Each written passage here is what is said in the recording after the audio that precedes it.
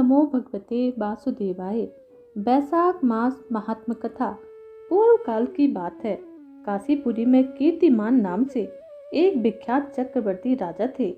वे इक्ष्वाकु वंश के भूषण तथा महाराज नृग के पुत्र थे। संसार में उनका बड़ा यश था। वे अपनी इंद्रियों पर और क्रोध पर विजय पा चुके थे। ब्राह्मणों के प्रति उनके मन में बड़ी श्रद्धा और भक्ति थी। राजाओं में उनका स्थान बहुत ऊंचा था। एक दिन वे मृगया में आसक्त होकर महर्षि वशिष्ठ के आश्रम पर आए। बैसाख की चिलचिलाती हुई धूप में यात्रा करते हुए राजा ने मार्ग में देखा महात्मा वशिष्ठ के शिष्य जगह जगह अनेक प्रकार के कार्यों में विशेष तत्परता के साथ संलग्न थे। वे कहीं पौसला बनाते थे और कहीं छाया मंडल, किनारे पर झरनों के जल को रोककर स्वच्छ बावली बनाते थे। कहीं वृक्षों के नीचे बैठे हुए लोगों को वे पंखा झुलाकर हवा करते थे, कहीं ऊख देते थे, कहीं सुगंधित पदार्थ भेंट करते थे और कहीं पर फल देते थे। दोपहर में लोगों को छाता देते और संध्या के समय पर सभी लोगों को शरबत पिलाते। कोई शिष्य घनी छाया वाले वन में झाड़ बुहार का काम करता, आश्रम के प्रांगणों में बालुका बिछाते और कुछ लोग वृक्षों की शाखा में झूला भी डलवाते थे। उन्हें देखकर राजा ने पूछा, आप लोग कौन हैं? उन्होंने उत्तर दिया, हम सभी लोग महर्षि वशिष्ठ के शिष्य हैं। राजा ने पुनः पूछा, और यह सब क्या कर रहे हो? वे बोले, ये बैसाख मास में कर्तव्य रूप से बताए गए धर्म हैं, जो धर्म, अर्थ, काम और मोक्ष चारों पुरुषार्थों के साधक हैं। हम लोग गुरुदेव वशिष्ठ की आज्ञा से इन धर्मों का पालन करते हैं। राजा ने पुनः पूछा, इनके अनुष्ठान से मनुष्यों को कौन सा फल मिलता है और कौन से देवता इससे प्रसन्न होते हैं? शिष्यों ने उत्तर दिया, हमें इस समय यह बताने का अवकाश नहीं है। आप हमारे पूज्य गुरुजी से ही इसका उत्तर जानिए। वे महायशस्वी महर्षि इन धर्मों को यथार्थ रूप से जानते हैं। शिष्यों से ऐसा उत्तर पाकर राजा शीघ्र ही महर्षि वशिष्ठ के आश्रम पर गए, जो विद्या और योग शक्ति से संपन्न थे। राजा को आते देख महर्षि वशिष्ठ मन ही मन बड़े प्रसन्न हुए। उन्होंने सेवकों सहित महात्मा राजा का विधि पूर्वक आतिथ्य सत्कार किया। जब वे आराम से बैठ गए, तब गुरु वशिष्ठ से प्रसन्नता पूर्वक बोले, हे मुनिवर, मैंने मार्ग में आपके शिष्यों द्वारा परम आश्चर्यमय शुभ कर्मों का अनुष्ठान करते हुए देखा है, किंतु उसके संबंध में जब मैंने उनसे प्रश्न किया तो उन्होंने आपके पास आने के लिए कहा। उनकी आज्ञा के अनुसार मैं इस समय आपके समीप आया हूँ। मेरे मन में उन सभी धर्मों को सुनने की बड़ी तीव्र इच्छा है, अतः आप मुझसे उन सभी का वर्णन कीजिए।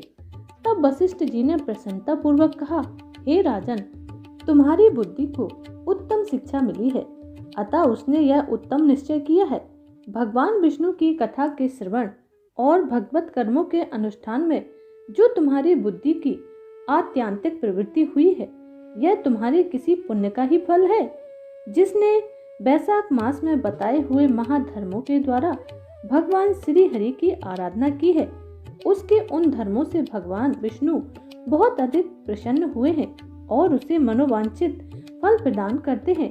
संपूर्ण जगत के स्वामी भगवान श्री लक्ष्मीपति समस्त पाप राशियों का विनाश करने वाले हैं। वे सूक्ष्म धर्मों से प्रसन्न होते हैं, केवल परिश्रम और धन से नहीं। भगवान विष्णु भक्ति से पूजित होने पर अभीष्ट वस्तु प्रदान करते हैं। इसीलिए सदा भगवान विष्णु की भक्ति करनी चाहिए। जगदीश्वर श्री हरि जल से भी पूजा करने पर अशेष क्लेश का नाश करते हैं और बहुत अधिक प्रसन्न होते हैं।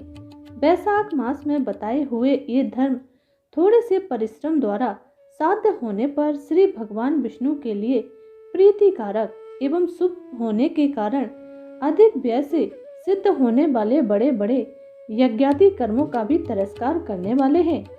हे राजन, तुम भी बैसाख मास में बताए हुए धर्मों का पालन करो और तुम्हारे राज्य में निवास करने वाले अन्य सब लोगों से भी उन कल्याणकारी धर्मों का पालन कराओ।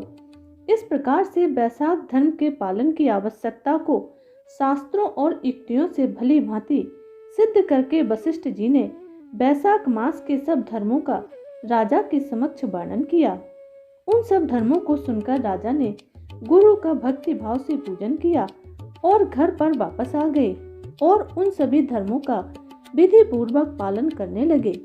देवादिदेव भगवान विष्णु से भक्ति रखते हुए राजा कीर्तिमान देवेश्वर पद्मनाभ के अतिरिक्त और किसी देवता को नहीं देखते थे।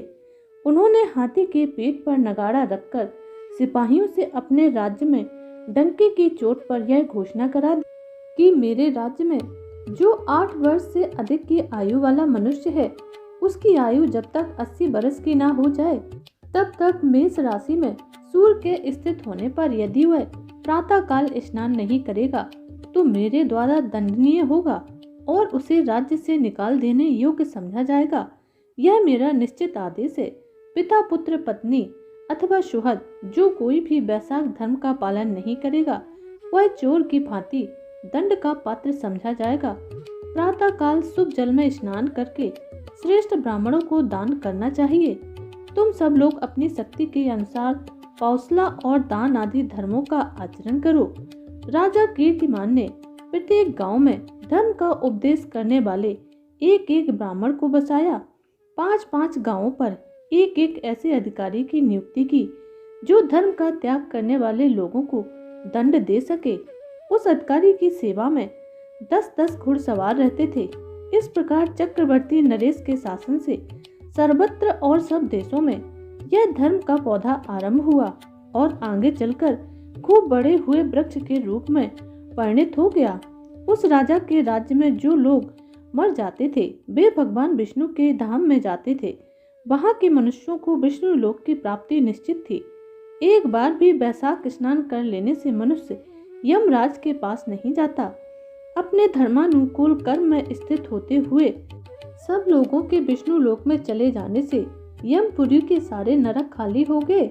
वहां एक भी पापी प्राणी नहीं रह गया। वैशाख मास के प्रभाव से यमपुरी के मार्ग की यात्रा भी बंद हो गई। अब मनुष्य दिव्य आकृति धारण करके भगवान विष्णु के धाम को जाने लगा।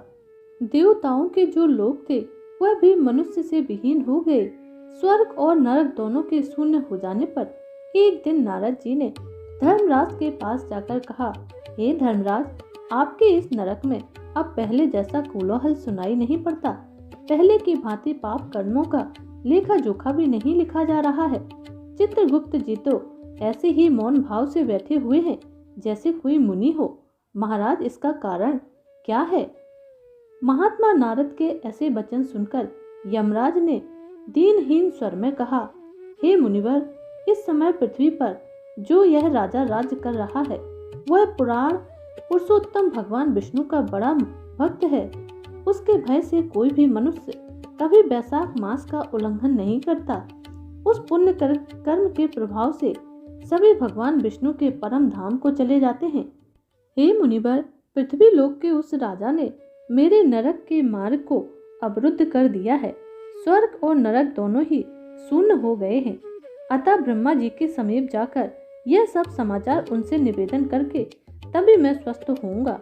ऐसा निश्चय करके यमराज ब्रह्मा जी के लोक में गए और वहां बैठे हुए ब्रह्मा जी का दर्शन किया, जिनका आश्रय ध्रुव है, जो इस जगत के बीज तथा सब लोकों के पितामह हैं। ब्रह्मा जी ने यमराज को देखा और यमराज ब्रह्मा जी के आगे पृथ्वी पर गिर पड़े। फिर यमराज ने कहा, हे ब्रह्मा जी, काम में लगाया हुआ जो पुरुष स्वामी की आज्ञा का ठीक ठीक पालन नहीं करता, उसका धन लेकर भोगता है, वह काट का कीड़ा होता है। जो बुद्धिमान मनुष्य लोभ बस स्वामी के धन का उपभोग करता है, वह 300 कल्पों तक तिर्यक योनि रूप नरक में जाता है। जो कार्य में नियुक्त हुआ पुरुष कार्य करने में समर्थ होकर भी अपने घर में ही बैठा रहता है, वह बिलाव होता है। हे देव, मैं आपको आपकी आज्ञा से धर्म पूर्वक प्रजा का शासन करता आ रहा हूँ। मैं अब तक मुनियों और धर्म शास्त्रों के कथनानुसार पुण्यात्मा को पुण्य के फल से और पापात्मा को पाप के फल से संयुक्त करता रहा हूँ, परंतु अब आपकी आज्ञा का पालन करने में असमर्थ हो गया हूँ। कीर्तिमान के राज्य में सब लोग बैसाख मास के पुण्य कर्मों का अनुष्ठान करके पितरों तथा पितामहों के साथ वैकुंठ धाम में चले जाते हैं। उनके मरे हुए पितर और पितामह आदि भी विष्णु लोक में चले गए हैं। बड़े बड़े यज्ञों के द्वारा भी मनुष्य वैसी गति को प्राप्त नहीं करता है जैसी बैसाख मास से मिल रही है। संपूर्ण तीर्थों से, दान आदि से, तपस्याओं से, व्रतों से अथवा संपूर्ण धर्मों से युक्त मनुष्य भी उस गति को प्राप्त नहीं कर पाता है जो बैसाख धर्म में तत्पर हुए मनुष्य को प्राप्त हो रही है।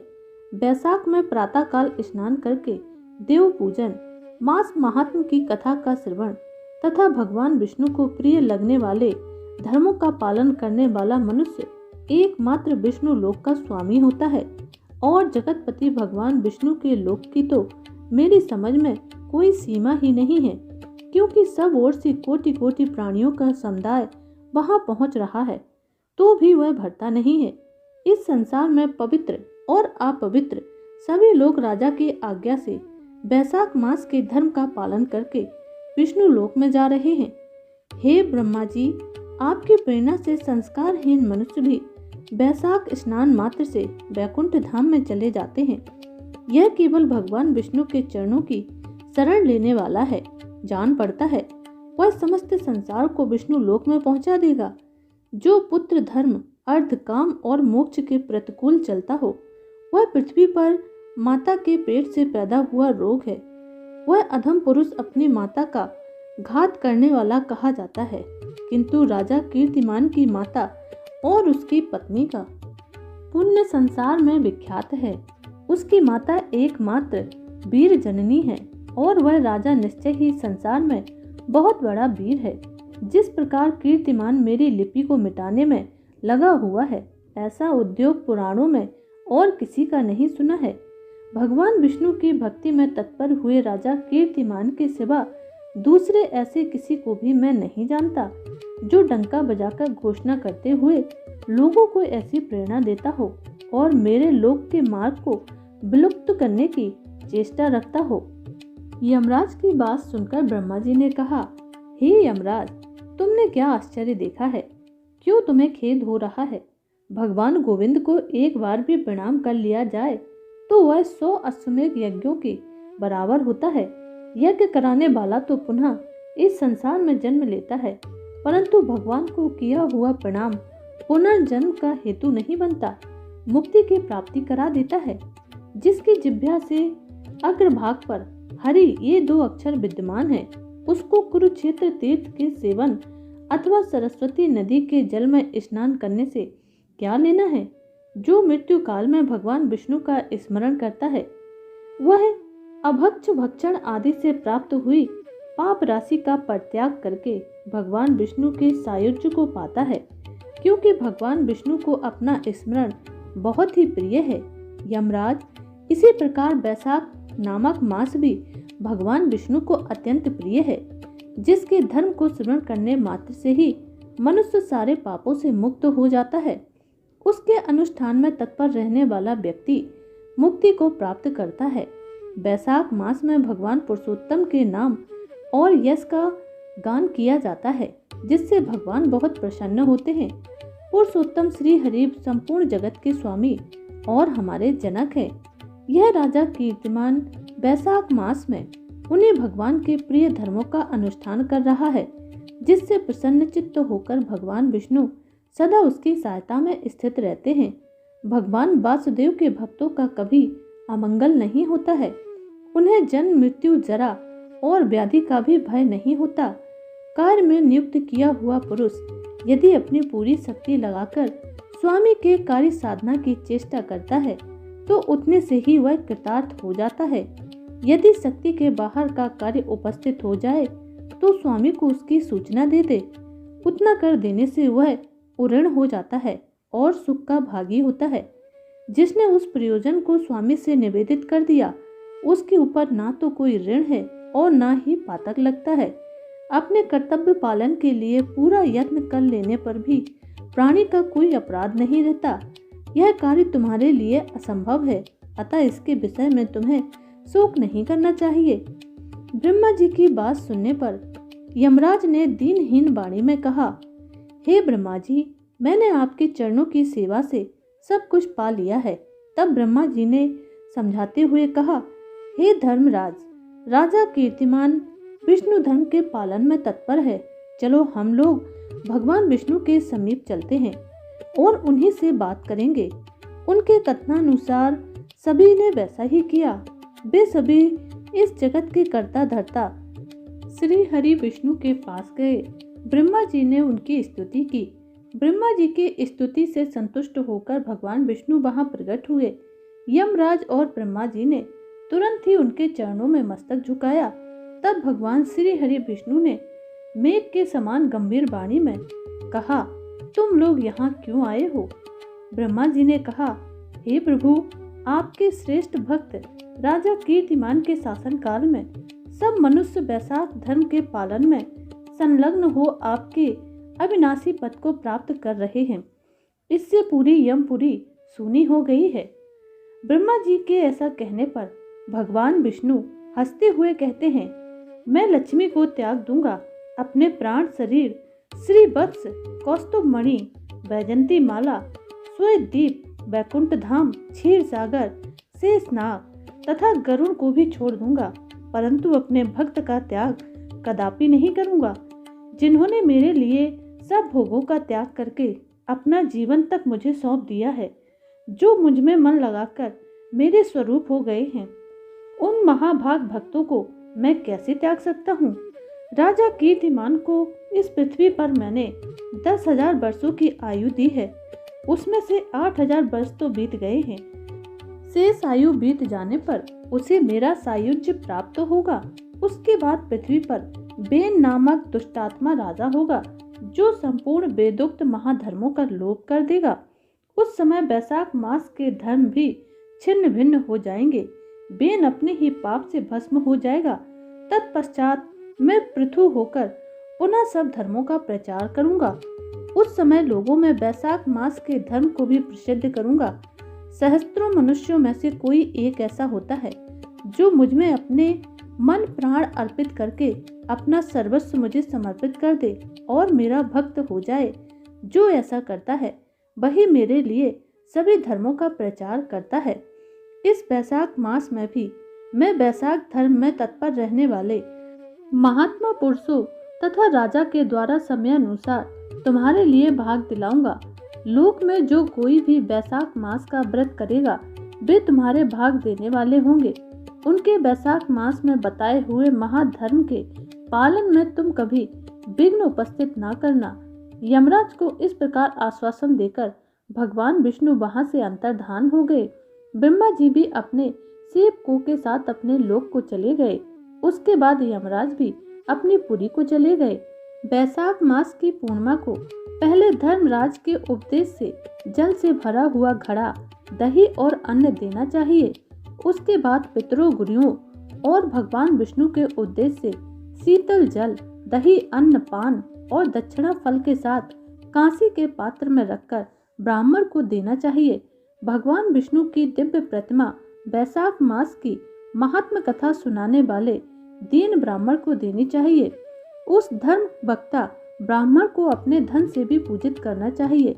राजा कीर्तिमान ने सब कुछ उसी प्रकार किया। उन्होंने पृथ्वी पर मनोवांछित भोग भोग कर शेष आयु पूर्ण होने के पश्चात पुत्र पौत्र आदि के साथ विष्णु धाम को प्रस्थान किया। तो बोलिए भगवान विष्णु की जय।